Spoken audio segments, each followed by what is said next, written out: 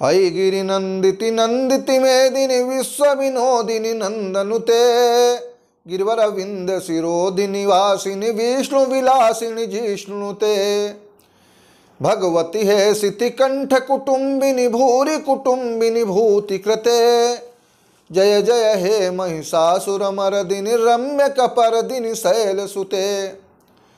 मैं हूं आचार्य रमाकांत मिश्र। अपने इस YouTube चैनल पर सभी दर्शकों का एक बार पुनः हार्दिक स्वागत करता हूं। 5 राज्यों में भारतवर्ष के अंदर चुनाव संपन्न होने जा रहे हैं। उन चुनावों की तिथियों की घोषणा हो चुकी है। पश्चिम बंगाल में चुनाव के परिप्रेक्ष्य में मैंने पूर्व में ही ममता बनर्जी की कुंडली के आधार पर एक विश्लेषण किया है और उस विश्लेषण के आधार पर ठीक उसी प्रकार से गणनाएं सत्य होती हुई प्रतीत होती हैं। परंतु आज दर्शकों की विशेष आग्रह के अनुसार मैं असम में जो सर्बानंद सोनोवाल जी वर्तमान में मुख्यमंत्री हैं, उनकी कुंडली का एक बार निरीक्षण करना चाहता हूं। पहले सर्बानंद सोनोवाल जी पिछले चुनाव में मुख्यमंत्री बने और इस बार का चुनाव उनके लिए कितनी बड़ी चुनौतियां लेकर के आने वाला है। क्या वो मुख्यमंत्री की कुर्सी बचाए रख पाएंगे या उनके हाथ से सत्ता चली जाएगी। सर्बानंद सोनोवाल का जन्म 31 अक्टूबर सन 1962 को हुआ है। इनके समय की गणना नहीं है, समय प्रतीत नहीं है, मालूम नहीं है, लेकिन 31 अक्टूबर 1962 को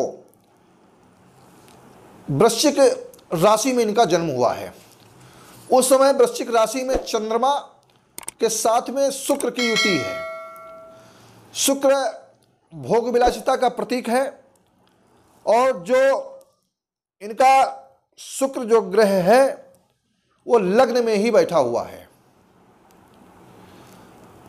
तृतीय भाव में शनि के साथ में केतु है और चतुर्थ भाव कुंभ राशि पर बृहस्पति ग्रह है।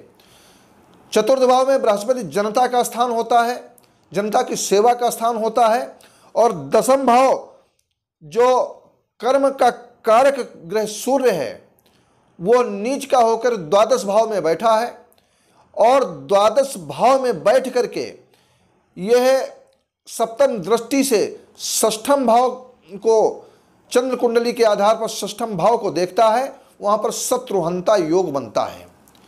इसलिए पिछले चुनाव में अप्रत्याशित सफलता प्राप्त करने के बाद में ये मुख्यमंत्री बन गए। परंतु इस बार चुनौतियां कुछ कठिन होने वाली हैं।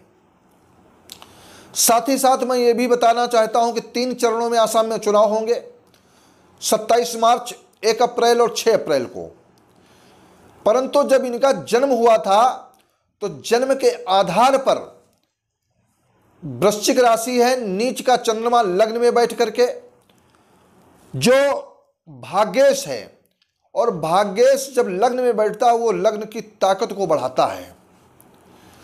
साथ ही साथ चतुर्थ भाव में बृहस्पति जो कुंभ राशि का है जन्म के समय, और आज जब चुनाव पूर्ण संपन्न होंगे तो 6 अप्रैल को बृहस्पति ग्रह पुनः मकर राशि जो अभी वर्तमान समय में अपनी नीच राशि शनि के साथ में युति बना रहा है और वह शनि के साथ में युति बनाकर 6 अप्रैल को कुंभ राशि में प्रवेश कर जाएगा, जो 14 सितंबर तक वहां रहेगा।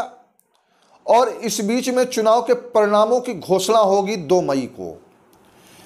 आधार क्या कहता है, जिस प्रकार से उद्धव ठाकरे जी के जन्म के समय बृहस्पति चतुर्थ भाव में था और जब चुनाव संपन्न हुए तो उनका एक अंश का बृहस्पति उसी चतुर्थ भाव में पुनः आया। ग्रहों की गणना की विशेषता यह होती है, जिसको देते हैं तो छप्पड़ फाड़ करके देते हैं।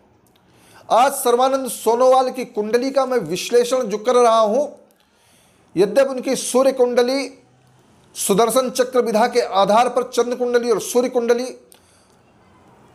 सूर्य के लग्न में जो नीच का होकर के बैठा है, परंतु 13 अप्रैल से 13 मई के बीच में जब चुनाव की घोषणा होगी उस समय सूर्य उच्च राशि पे होगा। साथ ही साथ मंगल राहु की युति, इनके जन्म के समय भी मंगल और राहु कर्क राशि में था। आज वृष राशि में मंगल और राहु है, तो बलाबल स्थिति के आधार पर चुनाव तो बहुत कठिन होगा सर्बानंद सोनोवाल जी के लिए। परंतु 2 मई को जब चुनाव के परिणाम आएंगे तो अप्रत्याशित परिणाम होंगे। अप्रत्याशित परिणाम 6 अप्रैल को जो आप लोग देखेंगे, 6 अप्रैल को जिन सीटों पे चुनाव होगा उसमें अधिकतर सीटें भारतीय जनता पार्टी सर्बानंद सोनोवाल को और उनके जो सहयोगियों को प्राप्त होंगी। इस आधार पर अपनी सीट बचाने के लिए बृहस्पति ग्रह इनको राजयोग देने जा रहा है। लेकिन यह राजयोग कुछ महीनों के बाद में कठिन परिस्थितियां भी होंगी, परंतु जिसके भाग्य में राजयोग लिखा है उसको मिलता अवश्य है। ज्योतिष की विधा है कि ज्योतिषी को पूर्व गणना के आधार पर ही उसका भविष्यफल कथन कर देना चाहिए।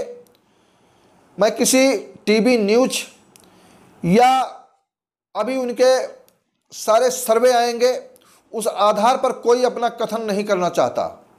अगर ज्योतिष विधा सत्य है तो सत्यता के आधार पर मैं अपनी भविष्यवाणी को आपके समक्ष रखना चाहता हूं कि सर्बानंद सोनोवाल का ये बृहस्पति सत्ता सुख देने जा रहा है और सत्ता सुख ऐसा अप्रत्याशित होगा जिसको आप लोग देखेंगे कि पहले तो कठिनाइयां बहुत होंगी, परंतु उन कठिनाइयों को पार करते हुए चुनाव के परिणाम तक वो भारतीय जनता पार्टी, सर्बानंद सोनोवाल, असम गण परिषद इनके पक्ष में होंगे।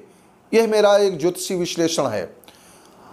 आपको जैसा मैंने, चाहे वो बिहार का चुनाव हो, चाहे वो मध्य प्रदेश का चुनाव हो, चाहे उपचुनाव की गणना मैंने गुजरात की अन्य जगहों की मैंने घोषणा की, उस आधार पर उस विधा के माध्यम से आपके समक्ष मैंने अपनी ज्योतिष विधा को रखा है। इसलिए भारतीय जनता पार्टी, सर्बानंद सोनोवाल जी पुनः एक बार मुख्यमंत्री बनेंगे। यदि आपको हमारा ये वीडियो पसंद आता है तो अधिक से अधिक शेयर करें, अधिक से अधिक लोग देखें, जिससे ये ज्योतिष विधा के ऊपर विश्वास हो। बहुत बहुत धन्यवाद।